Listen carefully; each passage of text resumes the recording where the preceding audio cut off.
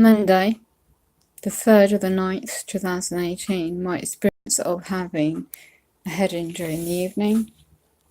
By the very next day, on the 4th of the 9th, 2018 UK, I couldn't wake up in the morning. By lunchtime, 12 o'clock, I had a concussion from the head injury. Being fully wheelchair dependent when I'm not bedbound and limited mobility, and only right side use my right arm, limited on that, and only use my right foot, and I use my left side.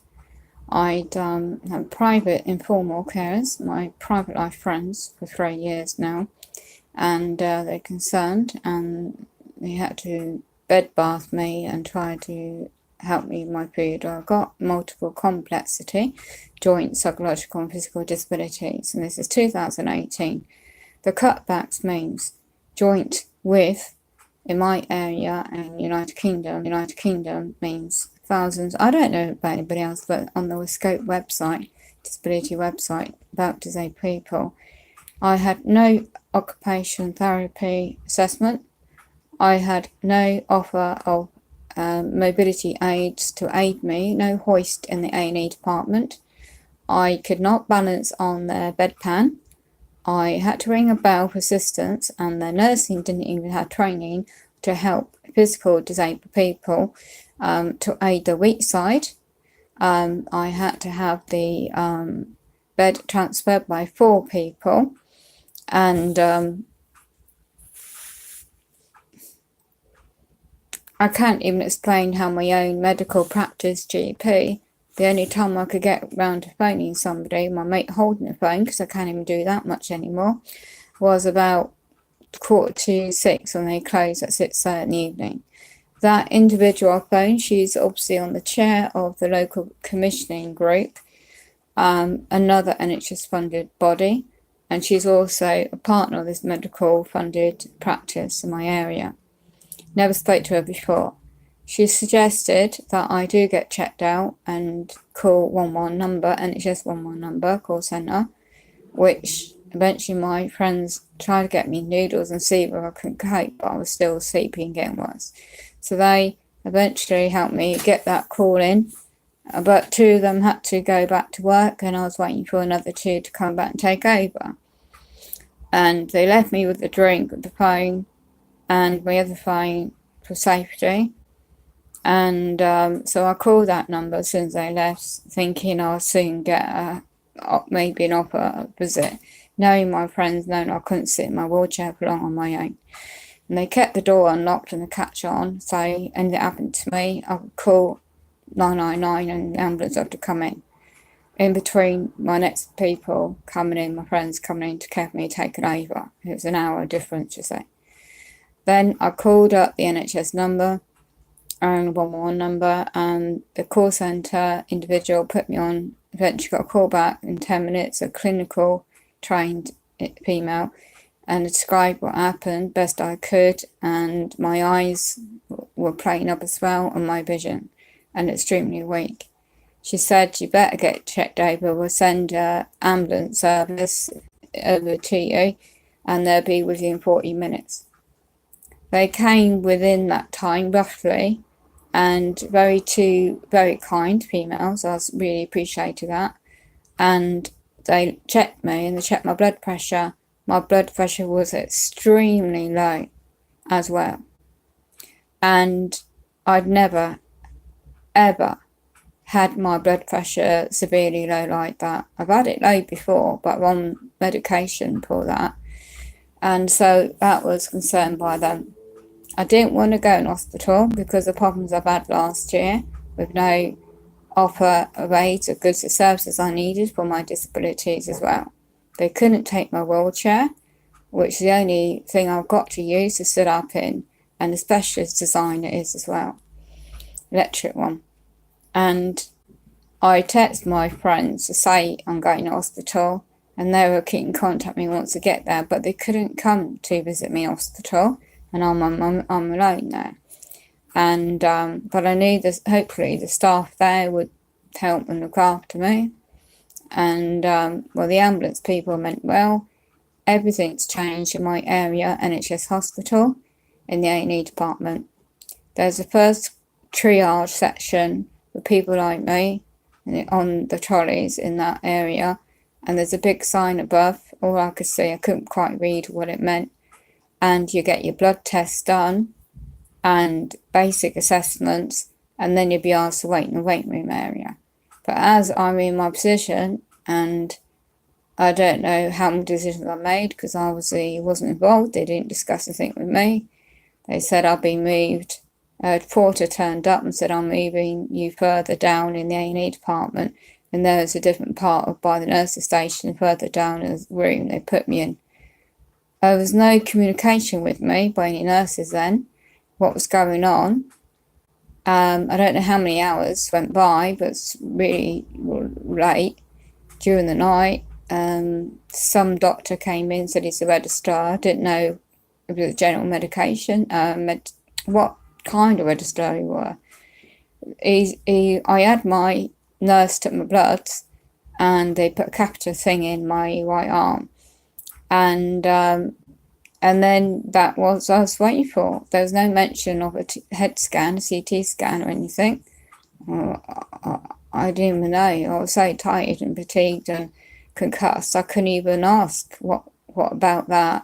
I was obviously needed the loo then, and I rang the bell. Well, there was a nurse coming by, and I tried to call out, get their attention. I think it was a lady in pink, not a proper nurse. I think she was assistant or something. And she got a nurse and asked for a loo.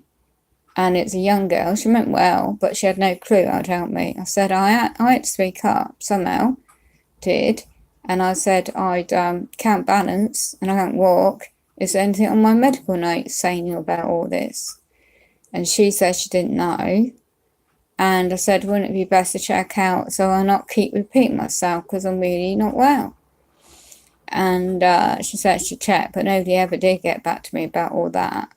And then I said, well, she bought this other type of bedpan in, which was better that for women, you just pee in that.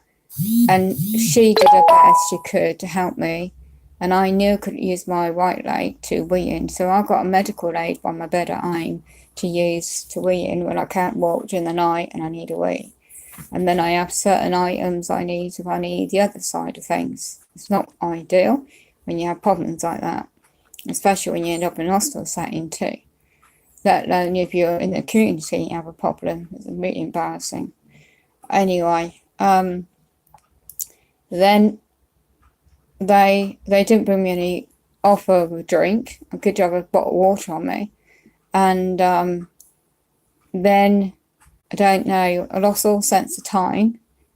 And all I could check, good job by there was a socket to plug my phone in. I could reach that, as same height as the trolley I was on, and plug my phone in. So I text my sister in a different part of UK and nowhere near me to say what happened. I'm in hospital, and she kept in contact with me. I appreciate that, I really do, but she couldn't do nothing.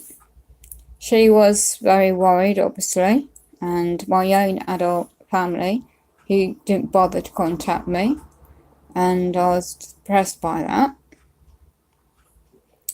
And I text my friends to say I'm stuck in the hospital, there's no point coming here, just carry on and do what you need to do, perhaps get a couple of hours rest or whatever. And as soon as I know what's going on, I'll text you.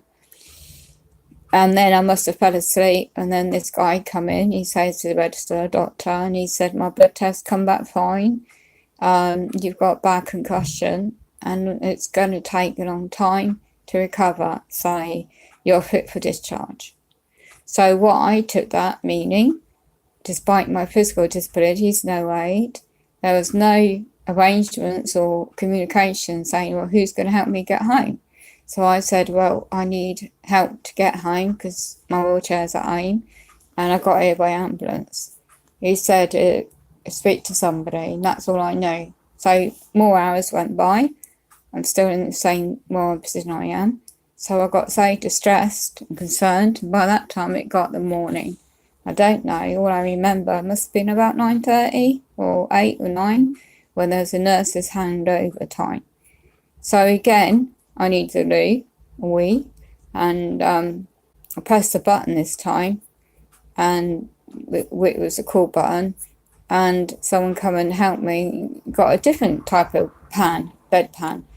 I had to again explain that I can't use that type because my spine and my disability is physical. I can't balance myself. She looked at me, gone out. She was so disrespectful to me, it's unreal. That psychologically disturbed me and really upset me. I said that don't you have a hoist? And all my medical aids I normally have at home, obviously. She said, oh, we never have OT equipment here. Well, it doesn't help me, I said, if I'm stuck on the A&E ward. She said, oh no, you'll be transferred soon on a different part of the A&E ward. It's to assess your needs on community aids. I said, why is that? She said, it's to see what you may need at home. I already said I got all my mobility aids I need already at home. And, oh right, she says. So obviously nobody's communicating with each other. These are different nurses all the time, not the same one. And she said it was like a different service, but they don't open till 8 in the morning. And I thought they are because I thought they were based in the hospital. That's on call or something. But no, apparently it turned out to be the service I know about in the community in my area, UK, and their offices don't open till 8 o'clock in the morning. OT assessment, that's what it's about. So, although I was fit for medical discharge, they were concerned about my safety and how I'll cope at home. I already said I got informal carers and going through a Care Act assessment in UK. I'm a social worker. Do you need to contact her or liaise with them yourself to double check it all? There's other different nurses said, oh no, we don't need to. And I thought, oh, all right then. And I said, well, what do you need to do then? Oh, I said, well, if they said you've got all the A's at home, informal cares at home, then we'll transfer you. I says, where's that? She says the discharge lounge. I've been there before, knew where that was in the hospital. So I still wasn't able to say what's happened with the blood test or anything. So one of the nurses wanted to double check, so she was going to speak to this registered doctor. But then next time I saw both of them outside my door laughing and joking, like know each other. And nothing about what she's going to do said to me. And that confused me more. And then I saw, I don't know how many hours later, a couple maybe, and a different nurse, a cleaner nearby, and I called her and I said, well, I was waiting to know what's going on. And then she went to try and ask someone else. There's about 6 different people, maybe more, speaking to during the course of time I was on that area and the hospital. And then next thing I know, a porter come up and said, I'm taking you to the discharge lounge. He was a nice chap. He means well, really, really well. And I was impressed by your service. I really was impressed. I really was, upon my experience before last year. I got to the area and apparently discharge lounge computer system broke down. And that was, I don't know, must have been about 9:30, 9 o'clock in the morning. And I was so tired, no sleep. So they initially were kind to me because I didn't recognise a woman in a pink outfit, a healthcare assistant, and how obnoxious it's the same woman I dealt with last year. Well, obviously I don't know when, I just must have fell asleep, and they managed to help me transfer the bed. I appreciate that. And I saw in the corridor they had a hoist and must have had some sling or something. And I was hoping finally I would be able to use a hoist to use a commode to toilet, right, instead of bedpan. I must have woken up, I don't know what time, it must be about 10ish in the morning, and then I needed a wee. And then I said I needed could they kindly get me like a hot drink so I can take my medications for the morning I had on me. So that lady in the pink outfit was really horrible to me. She said, oh, can't you use a bedpan? I said, no, if you got the hoist, I do need that with a sling. And then she huffed and puffed and moaned. really unprofessional. But the other colleague with her was like a trainee nurse, I think, and she was at one that was knew exactly about the procedure, the manhandling for disabled people like me. And I said, well, kept calm and thank you, and then that other lady, she knew with brown hair, she knew that I knew I've been used to being hoisted and stuff with a sling, and she was very professional, very helpful. And they kept the sling around me. It's one of these where you could use the loo, the commode, you see. And then it was odd with a comment of the other woman with a pink outfit on. She said, "Oh my God, look at your toenails. They need cutting." Really rude and personal to me. Like, well, if they're concerned, why don't they refer me then to a specialist community, put specialists on the NHS service, whatever that might be? Nothing of that was there offered. I said my friends struggled to cut my nails and I already asked the GP side of things to refer me to someone specialist like that to offer me a home service. And that was it. That's all she said. And then I got hoisted. I got the buzzer. There was a buzzer to push to let me, that I think she's really just aggravated. More concerned about going on a holiday to Thailand or somewhere where she's promoting about with other people around me. And unfortunately then I got hoisted to bed. I must have fell asleep again, but I knew I was concerned about alerting the social worker that I've been dealing with and a care advocate that I were, and that's all I could do, and I must have fell asleep. By about 12ish, I heard this woman saying it's lunchtime, and they were rushing around with some food, and then she come in to ask me if I wanted something to eat. Of course, I obviously needed like a sandwich to take with my medication for midday, and I said, yeah, thank you. So I kept calm, polite at the time. And I was so exhausted. She says, oh, we're just waiting for transport now. Well, from 12 o'clock till it was about 1:45, all the time I'd waited in that area for about 5 hours to get home. And I was no rush to get home because I was so sleepy and I just slept and I couldn't do much more than I could. And then I just then had bombarded by my sister with texts and stuff. And I said, look, my friends ain't here visiting me. She took that context and thought I had no care when I got home. I didn't know there was a panic going on behind the scenes that she was alerting, and there was a safeguarding concern about me. Yeah, that's what I found out.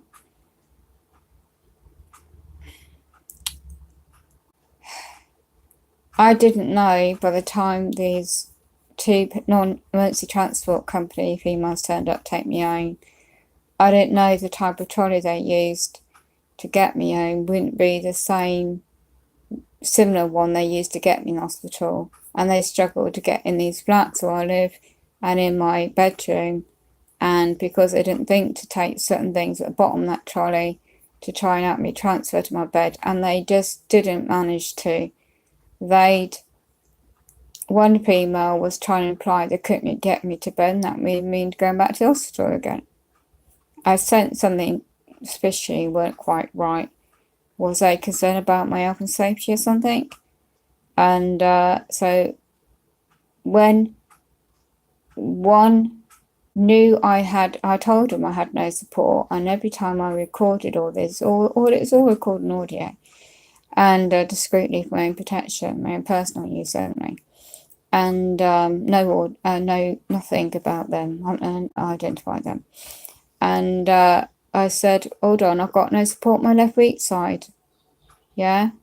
And so what I remembered my friends did, and how I remembered to use my right foot to put over my left weak side, and I got two grab aids on my left side of the bed and my right side of the bed, and I had to try, and one female on the left side of the sheet pulled me over off their trolley. The other one was on the trolley side, and then I stood in between this gap of the trolley, really about to fall on the floor. And if it weren't for me pushing my right foot into my bed and reaching my hand out to try and grab on something, and there wasn't anything, but luckily that film on the left side took good grip on that sheet and stopped me falling through the gap completely. And then that female on the right panicked, and she got the duvet and pushed on my right side. She said, "Where's the cot aid?" I said, "I'm either per my bed." I said, "The OTs used before," and refused that, saying it's a health and safety concern. She was puzzled by that.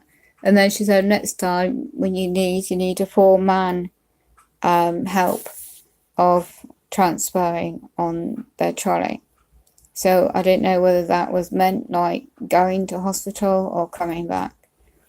So I need to, when I'm able to check that with the company. So that was my experience recently of being disabled, going to that hospital and then trying to get home. And ever since, I've just been trying to recover. And then the experience of finding out when I was asleep, by the way, by then, 2:30, not by 2, it was about 6:30 that day in the evening. Now we're going on to Thursday, the 6th, was it the 6th? Yeah, the 6th of the 9th, 2018. That was an email, shocked horror, that there had been a safeguarding raised concern about me and a welfare check required. Why? It's all turned out, long story short, that my sister had claimed I had no care and I was unsafe to discharge from the hospital. That wasn't true. So if it wasn't for my 2 friends coming over and sorting out my flat and get me something to eat and make sure I'm safe and organise my bed and putting the extra sheets and things like they left behind, these ambulance people, and emailing, in fact, and copying my phone texts, what my sister said and I said, and putting it into roughly an email, reassuring them that I was okay and she misunderstood my sister and what I said. And there's a voicemail on the phone, which I obviously couldn't reply to. And so that alleviated all the massive panic. Otherwise, I would have people turn at my door when I couldn't even face anybody, let alone anything else. Experience of my time in hospital, again, in the UK. So this is just a stream update of life in a day of somebody kind of cope. Yeah, nightmare in NHS hospital with disabilities and lack of equality and equipment again. And it's not changed. I need a plan. God forbid I end up in hospital again. They need to put something in place to aid people like me. And that's why I've never been able to go into their offer services in their places. I always get offered what I may need is any referrals as a home visit. That's why. And I'm still struggling to get that sorted out. 2018 weekend Saturday now, and yesterday's meeting, that email, by the way, implied they weren't going to cancel the meeting out, but it was already planned before I got ill with a social worker yesterday. She had no concern I'm still very, very poorly and what could be done. Excuse me. Yeah, can you just turn it off?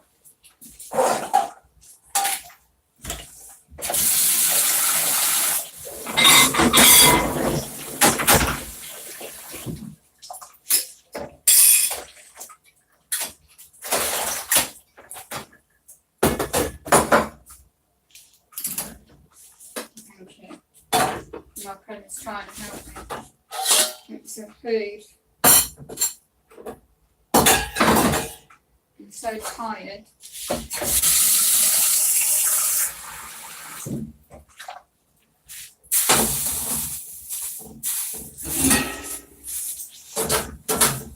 I don't know what to try with.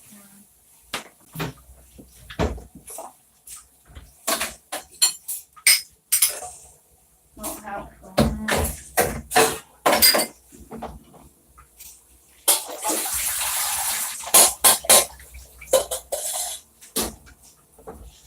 Yeah, it's fine, just cook it.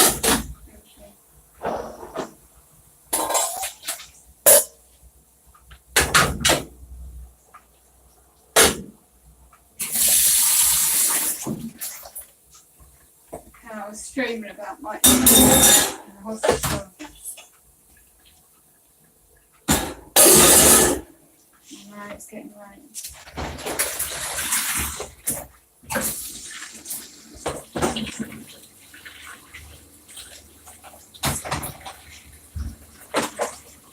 I meant dark, not light. It's frustrating. I'm so bloody tired. Thank you for that. Bless the larch, trying to get something to eat. Right, Saturday now. Just absolutely still feeling crap all bloody day. The headache's not gone away. And the concussion, so I'm going to go on this website now. My friend's trying to cook me something, and I've got to check this battery because it's low. Hope so. God bless everybody. Try and keep safe. My experience in dating life is somebody with disability. It's just, when you're tired and you're recovering from head injury, your appetite goes, but you still need to try and drink and eat. You don't want to get dehydrated. The cutback is affecting everything. Social care, all sorts of subjects on the NHS side of it all. And I'm seeing that firsthand again. And this is like a year on since I ended up in bloody hospital. And all day I've had no bloody energy again. And I'm just fed up living like this. And I can't get what I bloody need. Frustrating. Especially when I got home on Thursday at 2 p.m. and by 2:30 there was an email, and then I'm still unwell and still feeling crap, you know.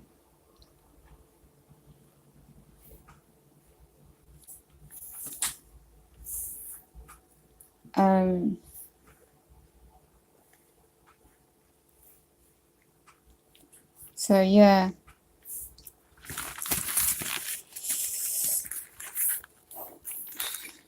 So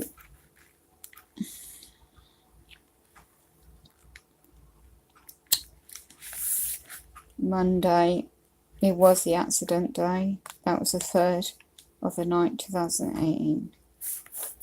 Evening, 11:30 p.m.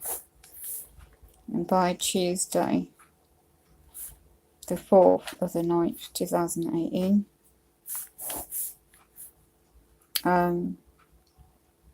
called 5:45 p.m. roughly, the local medical surgery GP, and she said to call NHS 11 number, and by, I don't know the time because I was so fatigued and can't remember what time I called them. They got records anyway. I'm guessing it must have been about 8:30, and by, I don't know what time the ambulance came, whether it's a conversation, the East Midlands Ambulance Service came. They didn't even leave a sheet for me.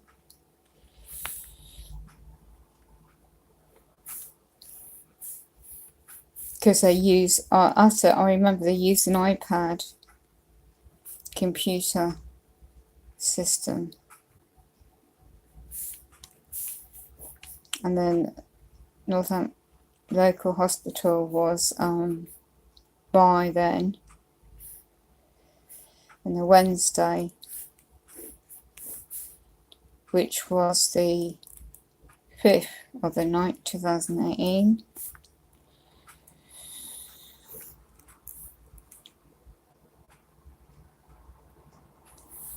Oh right, so Tuesday evening I was in there for How many hours then? Wednesday.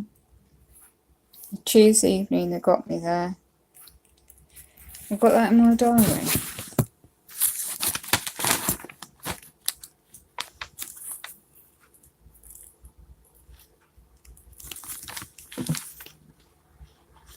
To put it in my diary. What time? Or did I put it in the Tuesday's date?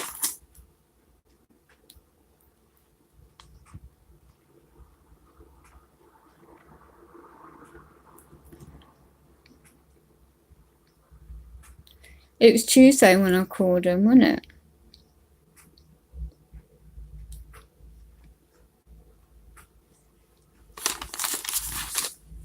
Because I usually write in my diary.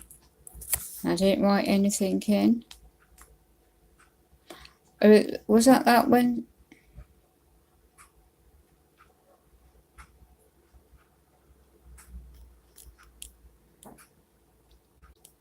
No, it was Tuesdays. How many hours was I in hospital for? Because I've lost all sense of time. Urgent care. I know that female, right? Okay. So I don't know what time that was. And they used the iPad, didn't they? Well, that's what I saw anyway. And then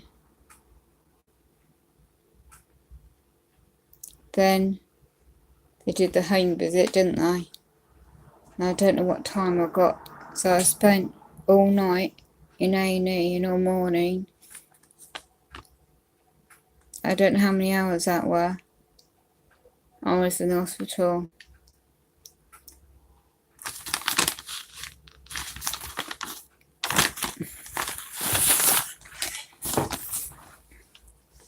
Yeah, I know. I got home at 2. That's it. Home at 2 p.m. by the ambulance, and then there was an email at 2:30, and it's at 6:30, wasn't it? My friend texts back, and to my sister text.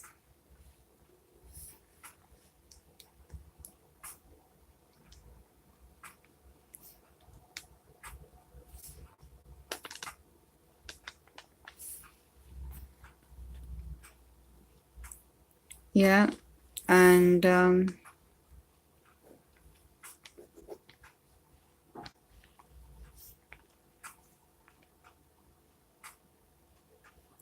what else was any notes? Oh, my other friend contacted me to see if I was at home, because I didn't know about a meeting at the opposite of a meeting in a local cafe. And then I must have fell asleep again during the night and the day. What day was that? Oh no, that was it. You emailed, didn't you, in the morning? So my friend emailed in the morning. What time was that when you were still awake? Because I had to keep an eye on me. That was about 10:30 a.m.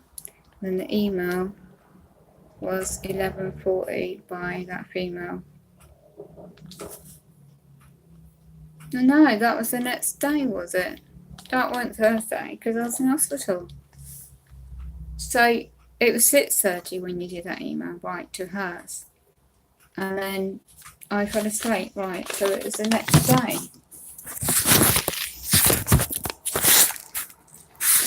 So what was that email she sent? What time?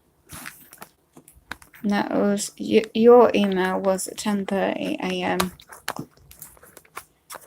because she sent an email, what was that, 11:20 a.m. And that was the social worker, Evie. And I said, 2 p.m. I'll try to get to meeting, and I'm still not well. not well, feeling weak. And they never said to cancel, did they? So that's both working with the NHS side of my experience as a disabled woman. My mate trying to email and got an email back about 12:41, but that social worker never said, oh, you could cancel a meeting if you need to. Oh, you would have thought they would. I just got out of bloody hospital. So I've become weak as a recovery ever since.